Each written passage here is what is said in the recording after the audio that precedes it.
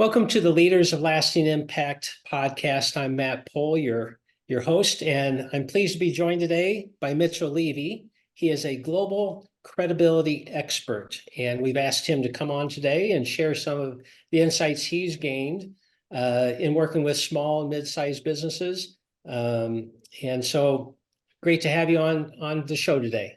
Matt, thanks for having me. It's great to be here. Yeah. Well, you have kind of this interesting area that you focus in, and we just thought that would be a valuable kind of topic to bring to our audience, which again is primarily owners and leaders of small and mid-sized businesses. Maybe we just start off with having you tell us a little bit about your background, kind of the journey to where you're at today. It's an interesting journey, as we all have had. You know, I've been in Silicon Valley now for 35 years. Wow. Came out 33 years ago. Prior to that, I did an undergrad, got an MBA. My undergrad, I always love saying the title of my undergrad. I still use this work today. It was a BS in stochastic and deterministic models of operational research. Okay.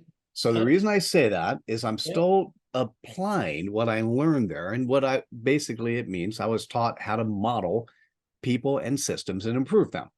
Okay. And that's what I've been doing my whole career. Okay. So I spent in Silicon Valley. We did a startup. I did a startup that failed. I just went to the startup. I wasn't the founder. I then went to Sun Microsystems for 10 years. Okay. And basically got the bug for the internet and e-commerce.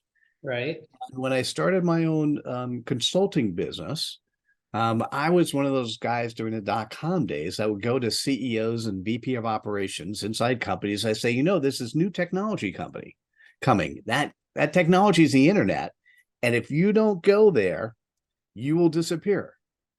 You could say the same thing today about AI, and that's what GPT did for us last year.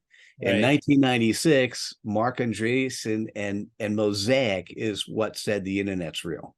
Right. So I've been since 1997. I've been classically, you would call me an entrepreneur. I started 20 odd companies. Okay. What I've been able to do is I've sat on the board of a NASDAQ company for 10 years. I've created 4 different executive business programs for Silicon Valley universities. I've run 4 CEO networking groups for a decade. I've been on over 100 advisory boards, so I love sort of the mentoring, coaching piece of it. Okay. In 2021, I was asked to join Marshall Goldsmith's 100 Coaches organization. So I act as executive coach as well. Today, my business, secondary businesses, so businesses that I keep on the side, executive coaching and publishing. And the primary business is focused around an audience that really needs my support. It's the same audience that you serve. Right. And that is whether it's a coach, consultant, or small business where there's primarily 1 or 2 rainmakers. Okay. What I do is I've bundled it into a solution called the Certified Clarity Specialist Program. So I'll tell you what that is. It's A, do you have clarity for yourself, and do you reinforce that with how you show up online and offline? Okay. B, can you actually give clarity to others? And then C, do you actually have a business? So I make sure, because a lot of coaches, what they've been really good at doing is they've been really good at delivering, but they kind of suck at business development. I think that's yes, that's ubiquitous, is my experience as well in this market. So I figured Matt, I figured I was going to tackle an issue in particular, and I was going to create a certification program. I wanted to create something that was different than others, and the clarity is definitely different. But if I just gave clarity, it'd be like anything else. So I want to make sure that people in the room are making significantly more money than they're actually paying me. Right. Well, that's cool. So your early career, Sun Microsystems, other kind of technology groups, sounds like you've been on your own as a consultant or as an advisor for a large portion of your your career? Was that Yeah, I accurate? think I tipped the scale. I think it was 13 years doing corporate stuff. Okay, And now since 97. So yeah, I guess I've exceeded the consulting owned company. So I've created companies that have been up to 20 people, but all smaller entities. And now I've got a company of 5 or 6. So it's a right. small group, right? Okay. Well, cool. Yeah, and I can relate to your undergrad. That's yours sound a lot better than mine, but my undergrad's in decision sciences, which is the operations research area as well. Sounds the And same. It's similar stuff, right? yeah, yeah, no, it served me well as also, so that's great to hear. Um, when you look at this particular enterprise that you're running now, that you're focusing on, you said coaches, consultants, that's across the board. Is that like primarily business coaches and consultants, or is it broader than Oh, that? thanks for asking. So I have, Matt, a process that allows somebody to articulate, whether it's an individual or a corporation, essentially I'm going to say in the fun way, the playground they play in, but they get to articulate who they serve and how they serve them in 10 words or less. Okay, And the way I would say it, if you're a credible company or you're a credible individual, you are of service to others. right, That kind of makes sense. So if you're service to others, so typically I use one word, I use coaches, right? But it's that cross segment of coaching, consulting, small business. So right, coaches, and it's business coaches mostly, because it's where I have expertise. right. It would work for others, but I haven't. What I need to do is tackle a coaching space first, and after that, I'll move to another vertical. So Sure, for me, I call it a CPOP, my customer point of possibilities. Coaches who've created a job, not a business. right. And that's the thing that I love doing is I don't think we've mentioned this even in the green room. Between 2019 and 2020, I interviewed 500 thought leaders on credibility. Okay, So I unpacked a series of things that help one be credible and show up more credibly. And I've been deploying that since then. And the thing that really sticks out as the number one is just pure clarity, being consistent and clear on who the company is and how they serve. right.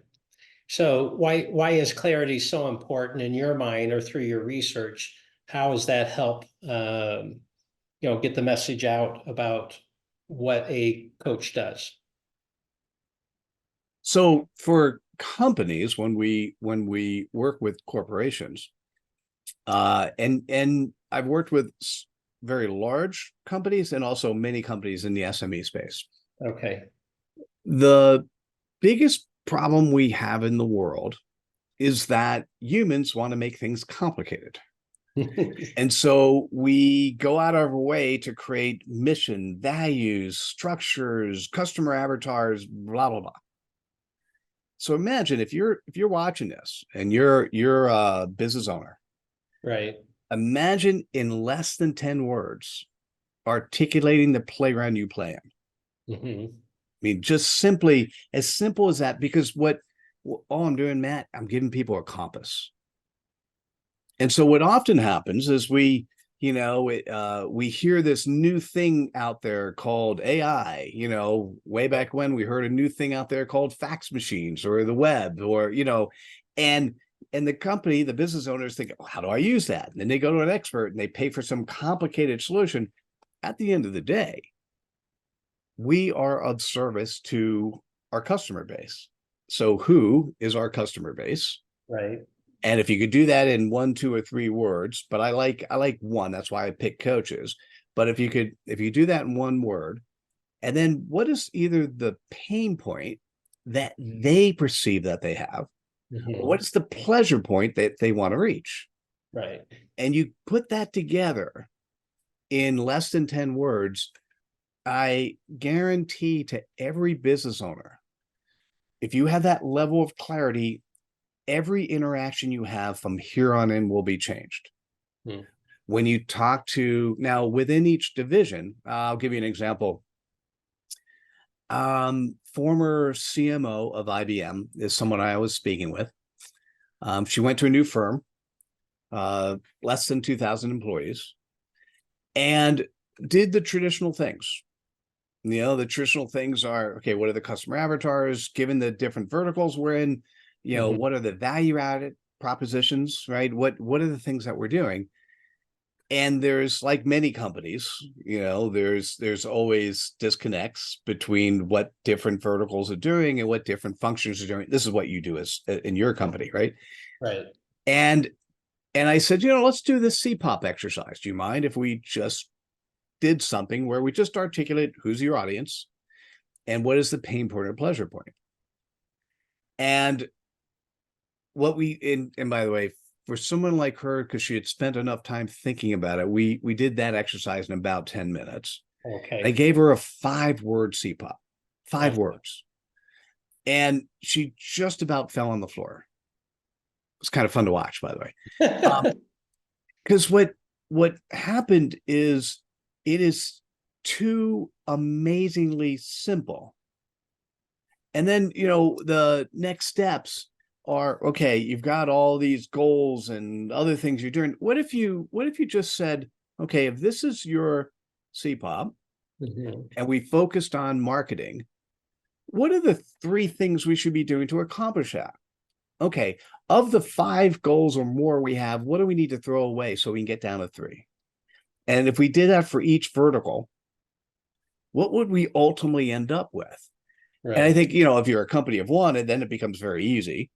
Right. I will guarantee you, because this is something I found in the research, 98% of the thought leaders I spoke with did not have clarity in terms of who they were.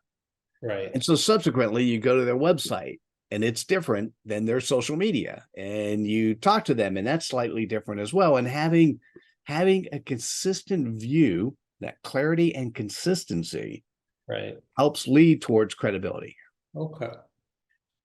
Yeah, that makes sense because each kind of bite at the apple that somebody's taken as they have an interaction with an organization, it's the same, right? It's a consistency, and with that, they it probably makes them feel more comfortable because they're not getting different stories, and since it's the same story, they're getting up the understanding curve, understand what the business does quicker as well. So shortens probably sales cycle, um, and I would say it goes both ways, right? So somebody who is considering the company and sees this consistent story, they can also say, well, that's not what I want.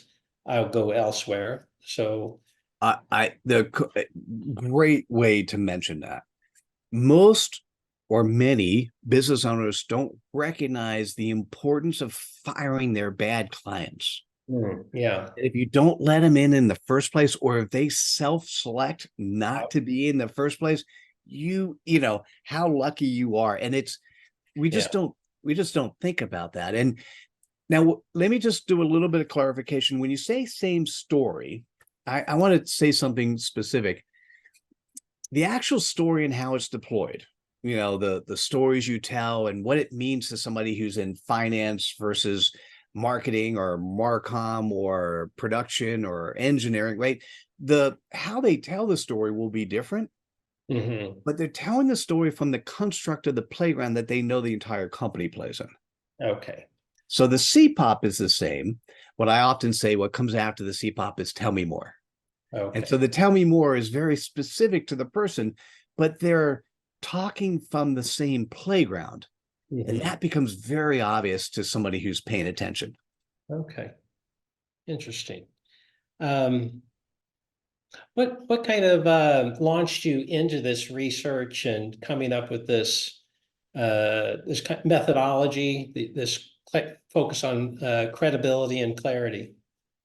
You know, it's interesting. I always think, if I look at when I actually tell my entire story, which, for many of us take a long time. I look at each turning point. Each turning point had an opportunity where serendipity played its hand.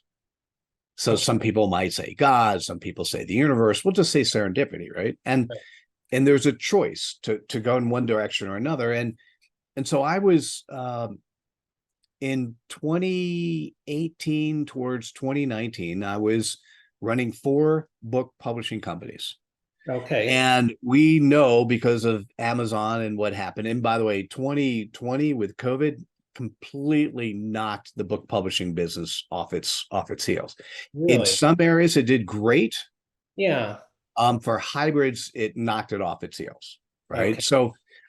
So what was interesting is I was thinking, well, what's next? Where do I go? Now I've done support and help for a number of different thought leaders from a number of different areas. And, what was interesting, I woke up one day and I go, credibility. And I don't know exactly. I was trying to think, what is the consistent thread that thought leaders have? And so I woke up the next morning and I thought, Napoleon Hill. Napoleon Hill interviewed 500 millionaires and did Think and Grow Rich. What if Mitchell Levy interviewed 500 thought leaders on credibility? Right. Now, let me tell you a mistake I made. I made a mistake that I didn't listen to my wife. Is that something you can relate to at all? Is that so? Not me. No, not me. So You listen all the time. Okay, I got you. She had said when I started deploying credibility, she said, honey, do you realize that all business owners think they're credible? Whether you're Republican credible or Democratic credible or fill in the blank. Right. And after deploying for 3 years, I've done okay with my business, but the answer is that is correct. In the world, and that's what the internet has done. The internet has made those people who do things which are not similar to yours, they have a level of credibility that they get from their sources of information that are different than yours, and both levels are credible. And so therefore selling something called credibility is not as powerful. Sell is something called clarity. Okay. And so that's that, you talk to any of your business owners, who are you, in less than 10 words. Right. And people stumble. Yeah. No, that's yeah. And if you can't enunciate that, how can you then communicate to your customers? Right. I think is probably. Well, they do. People do. It's the way the system, and that's what I'm about 6 months into a PhD program, and the dissertation's focused on the missing element in leadership today, which essentially is clarity, right? It's having the ability to start with a CPOP, have a playground the company plays in, and then from there build the activity that the company does. Okay.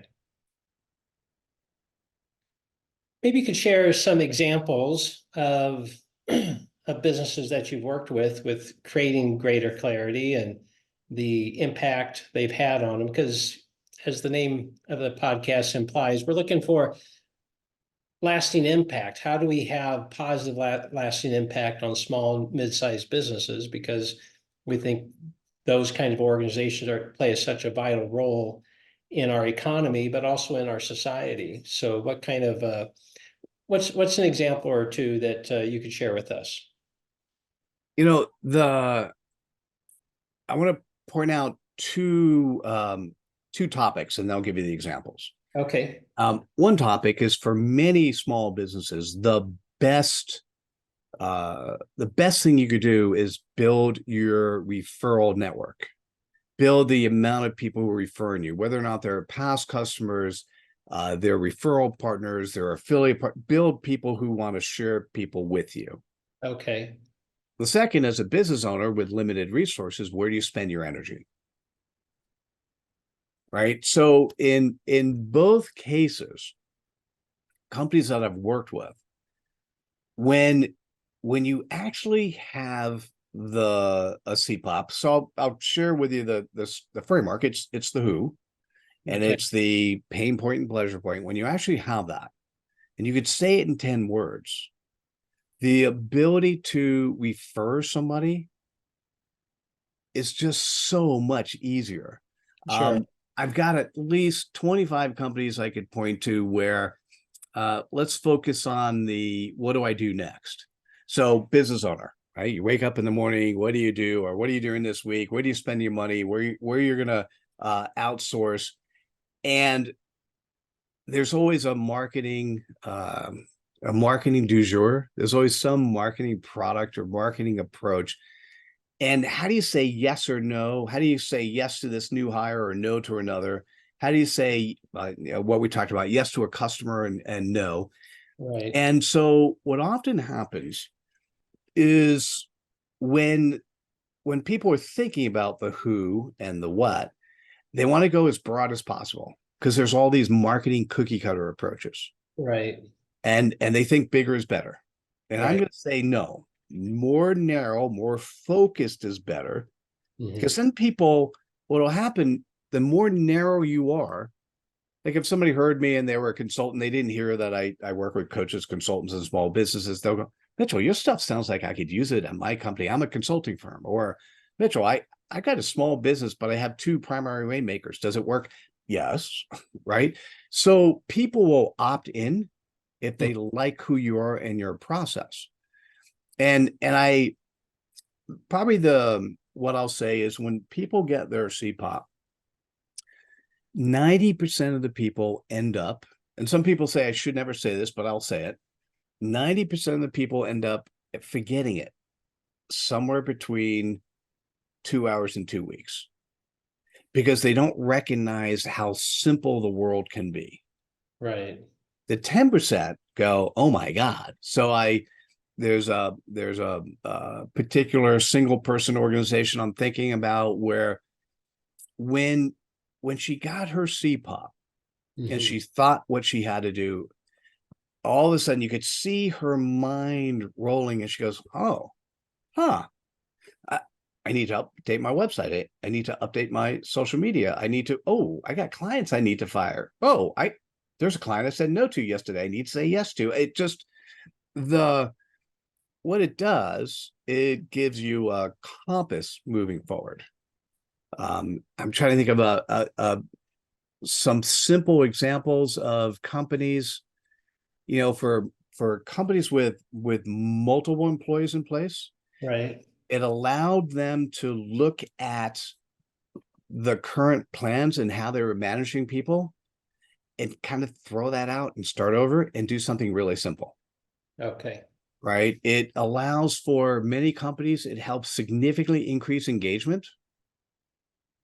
Because if there's a playground you play in and you're responsible for an aspect of finance in that playground and your customer is internal, well, what are the goals? There's like the end goal in this case is you have an internal customer who has an external customer. Well, what do I need to do to the internal people to make the external people happy? Because Right. that's the bigger CPOP, right? And it just, I think simplicity is not easy.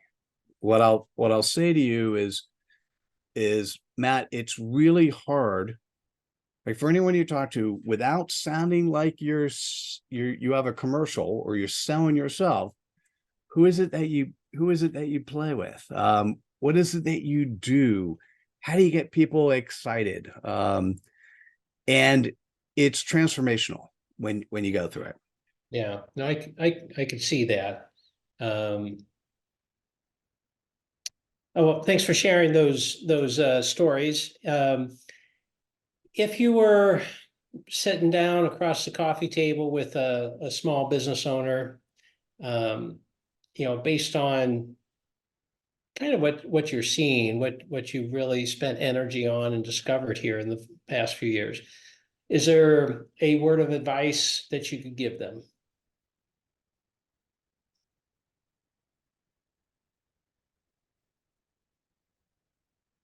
A lot of people, a lot of the businesses that I'll bump into, they're pretty successful today, right? And they'll go, yeah, we don't rely on our website because people come to us in a different way, or we don't rely on social media because it's not relevant, right? And what I'll say is the definition of credibility is the quality in which we are trusted, known, and liked. So Okay. trust, know, and like. So how do you establish trust? Well, the best way you can have trust is have people refer you. How do you get people to refer you? Give them a simple way that they can do that. How do people get to know you?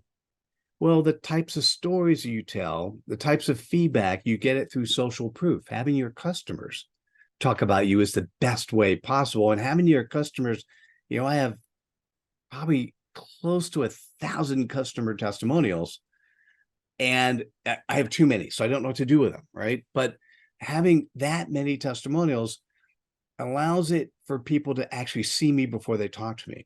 Mm. And so for companies that are out there, being able to allow your prospects to see you before they talk to you, allow them to get to know you. What do you really stand for? Right. You may say your integrity is one thing, but what is your internal integrity? How do you actually act? And do Right. you do things that are likable? And that's the other thing. So what I often do with people is when I sit across the table, I'll say, "Who are you?"